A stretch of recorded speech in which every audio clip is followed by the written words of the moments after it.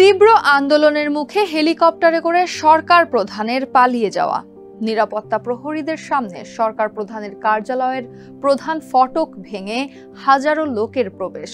এতদিন যে ভবনটি ছিল ক্ষমতার ভারকেন্দ্র, মানুষের নাগালের বাইরে, মুহূর্তেই সেটা জনগণের দখলে। পুঞ্জীভূত ক্ষোভের বিস্ফোরণ, চলে ভাঙচুর ও লুটপাট। শ্রীলঙ্কার পর বাংলাদেশ হয়ে সবশেষ নেপাল, একই দৃশ্যের পুনরাবৃত্তি। জেনজিদের অভ্যুত্থান, এই তিনটি অভ্যুত্থানই হয়েছে দক্ষিণ এশিয়ায়, যাতে প্রশ্ন উঠেছে, দক্ষিণ এশিয়া কি তবে জেনজিদের উর্বর ভূমি? শ্রীলঙ্কা, বাংলাদেশ, নেপালের পর জেনজির ক্ষোভের আগুনে পূর্বে নতুন কোন দেশ?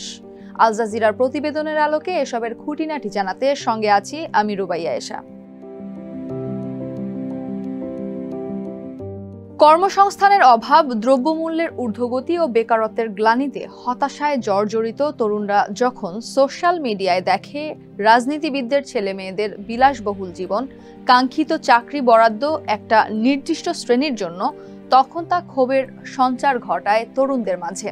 আর এসব নিয়ে সোশ্যাল মিডিয়ায় আওয়াজ উঠলে সরকারের পক্ষ থেকে যখন কণ্ঠরোধ করা হয়, ইন্টারনেট ও সোশ্যাল মিডিয়া বন্ধের হুমকি দেওয়া হয়, তখন দীর্ঘদিনের দুর্নীতি, অপশাসনের বিরুদ্ধে জেনজিদের পুঞ্জীভূত ক্ষোভের বিস্ফোরণ ঘটে।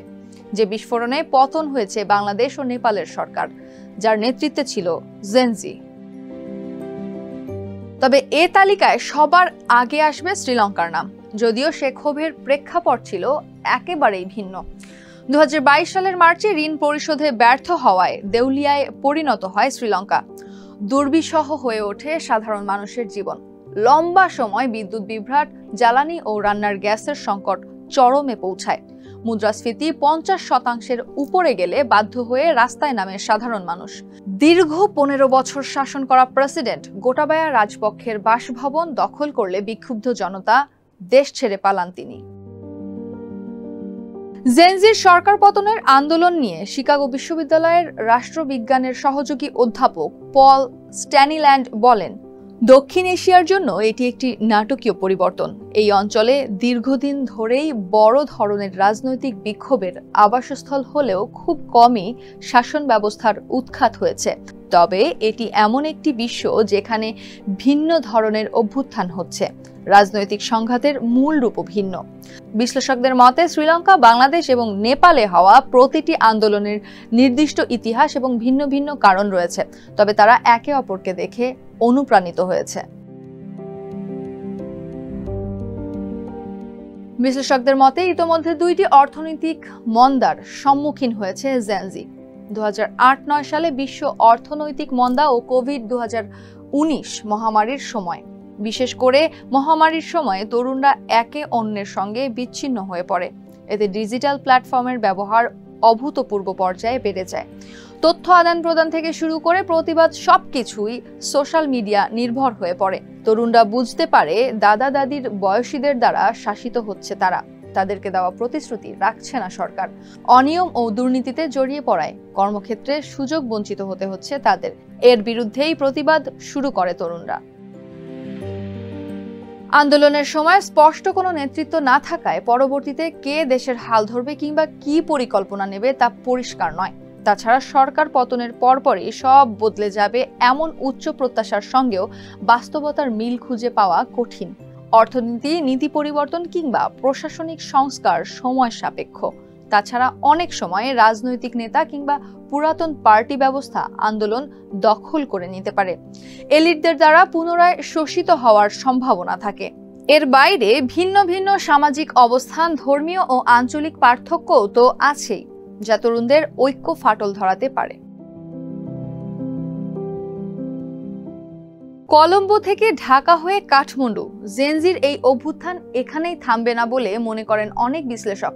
এর মূল কারণ, দক্ষিণ এশিয়ায় জনসংখ্যার একটা বড় অংশ তরুণ, যারা জীবনের শুরু থেকেই ডিজিটাল প্রযুক্তির সঙ্গে পরিচিত, তথ্য ও প্রযুক্তির অবাধ বিচরণে অভ্যস্ত।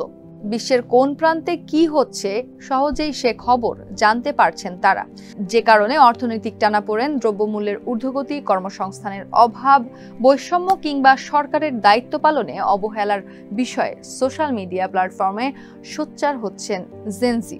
গড়ে উঠেছে আন্দোলন, যা আগামীতেও হবে, যেখানে তাদের অনুপ্রেরণা যোগাবে শ্রীলঙ্কা, বাংলাদেশ ও নেপাল। আন্দোলন সংগঠিত করার কৌশল ও ভাষা বিপদে ফেলতে পারে সরকারকে।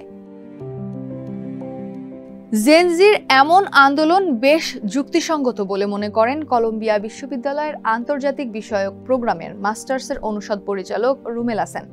তিনি মনে করেন ভবিষ্যৎ চুরি করেছে একটি প্রজন্মের বিরুদ্ধে এটি তরুণদের নৈতিক ক্ষোভ। বর্তমানে গবেষণার জন্য কাঠমান্ডুতে অবস্থান করা দক্ষিণ এশিয়ার রাজনৈতিক নৃবিজ্ঞানী জীবন শর্মার মতে, জেনজিরা বিশ্বব্যাপী একে অপরকে দেখে সরকারের অপশাসনের বিরুদ্ধে আন্দোলন করা শিখেছে।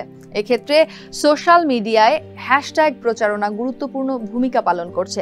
তিনি বলেন, জেনজি নেতৃত্বাধীন রাজনৈতিক আন্দোলন বিচ্ছিন্নভাবে আবির্ভূত হয়নি, বরং দেশের রাজনৈতিক নেতৃত্বের গভীর মোহভঙ্গের কারণেই আবির্ভাব হয়েছে। ভবিষ্যতেও যে এই ধরনের আন্দোলনের ঝুঁকি আছে সে আভাসও দিয়েছেন অনেক বিশ্লেষক।